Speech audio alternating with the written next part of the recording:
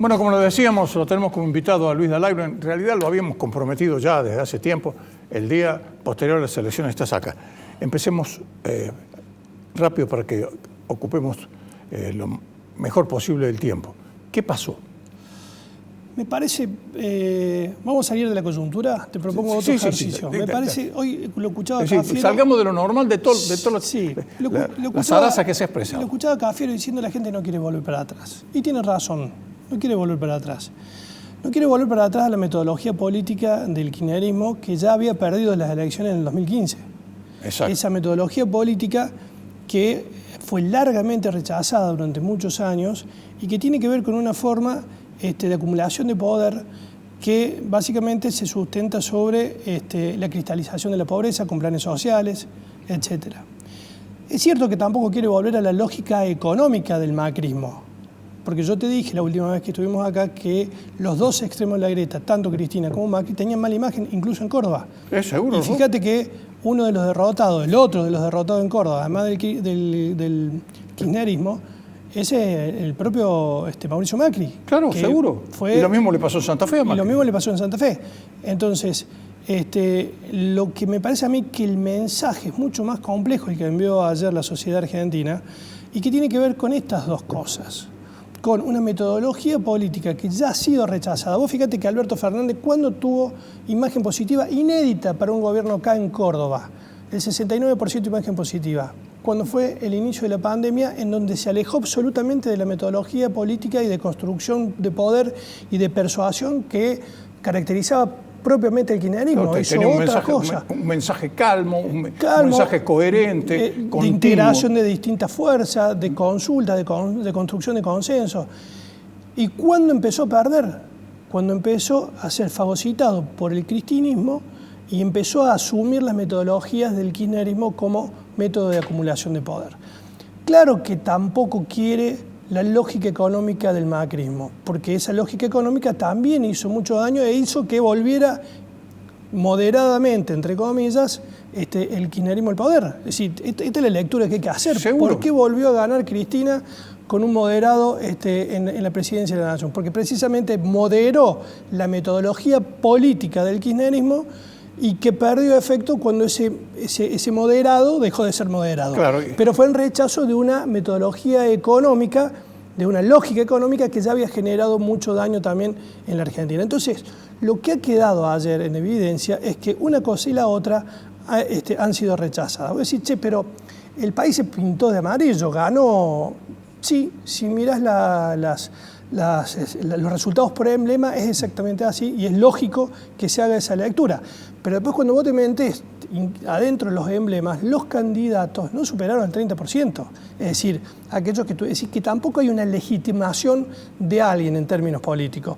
Hay una utilización política de un espacio que se usó para rechazar algo que estaba mal, que en este caso es la metodología política del kirchnerismo, pero eso no quiere decir que hay un aval a Cambiemos, ni siquiera una redimición, han redimido, digamos, al macrismo de su actuar económico. Claro, es decir, hay una sola excepción, digamos así, que es María Eugenia Vidal. Pero después, ¿quién es Santilli? ¿Quién es Manes? Por eso ¿quién es son Tolosa todos Paz? dirigentes políticos que ninguno supera los niveles de conocimiento del propio emblema que iban representando. Exacto. Entonces, la gente lo termina, a la Tolosa Paz la terminaron cuando utilizó ese término tan grosero. ¿Y esta quién es? Decían, la gente no sabían que era la primera candidata a diputada nacional por la provincia de Buenos Aires. Ahí la descubrieron mucho. Entonces, a mí me parece que la lectura del mensaje, el déficit que tenemos siempre, que existe siempre fundamentalmente en los liderazgos políticos, es en las lecturas políticas que se hacen del mensaje de las urnas. Para mí, te lo digo honestamente, ayer no ganó nadie. Ayer hubo un claro mensaje de una disconformidad absoluta respecto de lo que se viene haciendo en la Argentina en los últimos años, que no está siendo beneficioso para la sociedad. Hace 10 años de estancamiento. Claro, esta grieta política que tiene estos dos extremos, lo que ha hecho es generar más desocupación, inflación incontrolable, pobreza, no resuelve los problemas estructurales que la gran clase media, que siente cada vez más que es menos de clase media y que Argentina es un país ideológicamente de clase media, está perdiendo esas posibilidades y está dejando ese estatus. Entonces, me da la sensación de que si uno revisa rápidamente estos resultados y no se queda con los números fríos, sino que trata de hacer una lectura un poquito más... Nosotros veníamos ya estudiando cualitativamente qué estaba pasando y la sociedad era muy clara. A mí me pasó que yo lo voté a tal en contra de tal. Y resulta que después ese tal me hizo que volviera el otro tal o la otra tal. Es decir, exactamente, esa lógica es la que gente no que lo había, más. es decir, nadie es dueño de los votos, salvo un núcleo duro de Cristina Fernández de Kirchner que es cada vez más chico. Pero indudablemente... Y más localizado, claro, y con más dificultades. Claro, Macri, cuando ganó, no tenía votos propios. Fue toda esa gente que estaba absolutamente descontenta con el kirchnerismo y dijo, bueno, vamos a probar con este otro, a ver qué pasa. En cuanto aplicó una metodología económica que hizo que la clase media se empobreciera, inmediatamente esa al otro lado. Es decir, hay una madurez política a la fuerza por parte de gran parte del electorado argentino. Yo creo que Cafiero lo que hizo hoy es dejar el título, pero para que realmente analicen lo que está diciendo. No quiere volver para atrás, no Cafiero, no quiere volver para atrás. No quiere volver a la metodología política del kirchnerismo, que es lo que estuvo vigente hasta ahora, y tampoco la lógica política del macrismo. Ahora sí se tienen que poner a pensar en ver cuál es la opción, porque lógicamente en noviembre, si no, se van a repetir estos resultados, pero con más intensidad, con más fuerza. Es lo que yo pienso, es decir, va a ser peor, van a perder peor todavía en noviembre. Además, por una razón muy sencilla que se repite en todo el mundo, nadie apuesta a perdedor, nadie apuesta a perdedor. Y además va a haber otro signo que yo creo que va a ser muy importante, que va a demostrar cuál es el clima que rige en el país con algunas determinaciones judiciales que afecten al kirchnerismo. Sobre todo las figuras del kirchnerismo que están muy comprometidas y al borde del juicio oral. Es decir, la justicia que ha sido vapuleada por el kirchnerismo, particularmente por el campo, cuando huele sangre, son como los perros de preso. Es decir, así cache. Porque por el momento pueden estar adormecidas, pero en el momento que llegue el momento de decir, señores, aquí somos jueces y somos nosotros. Y además, que si se dan las condiciones que se supone que se van a dar, en el Senado ya no va a haber mayoría suficiente para la reforma del Ministerio Fiscal, ni para la designación de jueces a dedo, que sí que el Poder Ejecutivo, con la mayoría absoluta en el Congreso, podía hacer lo que quería. Ahora empiezan a gobernar sin red. Exacto. Esto es sin red. O sea que las decisiones y las metodologías políticas van a tener que tener muchísimo cuidado. Y ya el poder no está en manos de quien está hoy gobernando. Hoy el poder está en otro lado, está en la justicia, está en el Congreso, gracias a Dios, vuelve a estar con toda la fuerza en el Congreso, que esto lo sigo insistiendo, yo creo que es lo más positivo que le está pasando a la Argentina dentro de todo lo negativo, es que cada vez es más un país parlamentario que ejecutivista. Cada vez más las decisiones empiezan o sea, la sociedad con su voto empieza a distribuir más el poder, porque hay muchas cosas que hoy, como le pasó a Macri cuando gobernó. Macri gobernó 4 años con minoría en el Congreso. Exacto. Entonces, estuvo obligado todo el tiempo a concertar decisiones políticas. Bueno, Alberto Fernández, Cristina o quien sea, se va a tener que sentar con la oposición, hacerla responsable también a la oposición de las decisiones que tomen y empezar a tomar decisiones de conjunto. Ya no es un problema de que uno está enojado con el otro o que vos me hiciste esto. No. Ahora van a tener que sentarse y realmente empezar a acordar en el Congreso las decisiones. Como ocurre en los países civilizados. Como tiene ahora, que ser, exactamente. Se nos acaba el tiempo, por supuesto podríamos estar charlando esta mañana, pero hay un aspecto que comienza a sobrevolar como un buitre negro, ¿no?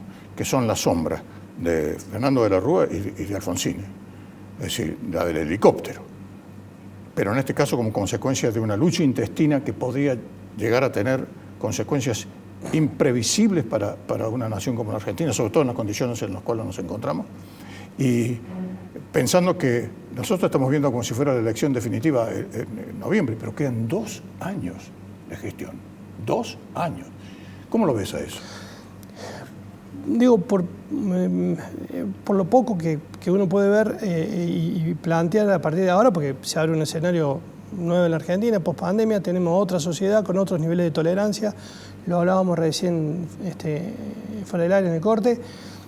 Si uno tuviera que mirar para atrás la historia, es más difícil porque el peronismo o el kirchnerismo son partidos de poder.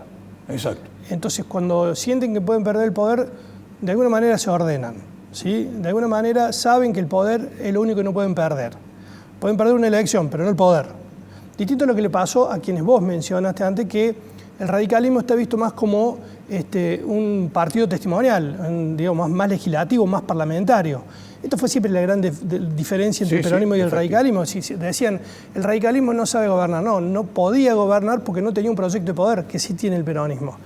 Y esto me parece que es la diferencia y que podría hacernos pensar que de alguna manera, frente a esto que te estoy diciendo, de Che Guevara, que está en juego el poder, encuentren algún nivel de acuerdo para funcionar y para no perder el poder, porque sin el poder no existe el kirchnerismo. Entonces, yo creo que le van a prestar mucha atención y en eso entiendo que existe una inteligencia política para precisamente preservar el poder.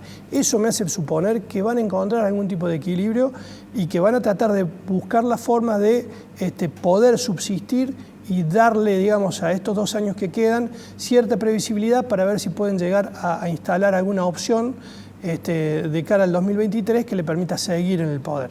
Porque hoy le va mal a Alberto, le va mal a Cristina. No es que Alberto y Cristina no, porque en esto de el abrazo de oso que hizo Cristina... Le va mal a Alberto, le va mal a la República. Ah, por supuesto, supuesto que en esta idea del doble comando o del comando único, que no le conviene hoy que le vaya tan mal a... Esta canoa con doble timón en aguas agitadísimas y para colmo con las velas desplegadas. Una perlita. Córdoba ha demostrado que no es macrista, es anticano. Así es. Algo que hemos charlado muchas veces con vos. Muchos pensaban que era la provincia de Macri. No, era acá durante muchos años el peronismo de Córdoba sembró un antikirchnerismo muy fuerte, que después vino Macri y cosechó eso. Claro. Y lo cosechó en votos. Sí. Pero en realidad Córdoba nunca fue macrista. Fue básicamente anti-K. Y vos fíjate que los resultados electorales, nunca, excepto el 34% que obtuvo Cristina en el 2011, en una elección récord en el país, con 54% de votos cuando fue reelecta presidenta, nunca más el kirchnerismo tuvo un resultado electoral importante en elecciones legislativas. Y ahora no llegaron a los 12 puntos. No llegaron. Terceros, pero comodísimo, exactamente. Y obviamente eso es un síntoma de en donde puede haber habido, digamos, un mejor resultado que superó la media y en un escenario como en General San Martín, donde tiene un componente K importante que además ya se ha convertido, digamos, en una característica política de ese departamento. Pero después en el resto de la provincia prácticamente no hay un acompañamiento al kirchnerismo. Entonces, realmente lo que ha quedado cristalizado es eso, que Córdoba no es precisamente una provincia macrista. Y si no hubiera ganado Mario Negri y Santos. Sí, efectivamente, y lo mismo hubiera sucedido en Santa Fe. Exactamente. Bueno, quedan 44 días hábiles para las elecciones. Hay que hacer ese cálculo. Los contaste ya. Porque es el tiempo que le queda a Fernández para tratar de acomodar los patitos. No puede gastar un día. No puede gastar un día. Por eso hoy ya estaba allí en un acto público. Bueno, por supuesto vamos a ir charlando en las semanas por venir. Perfecto. Muchas gracias, Luis. Muchas gracias.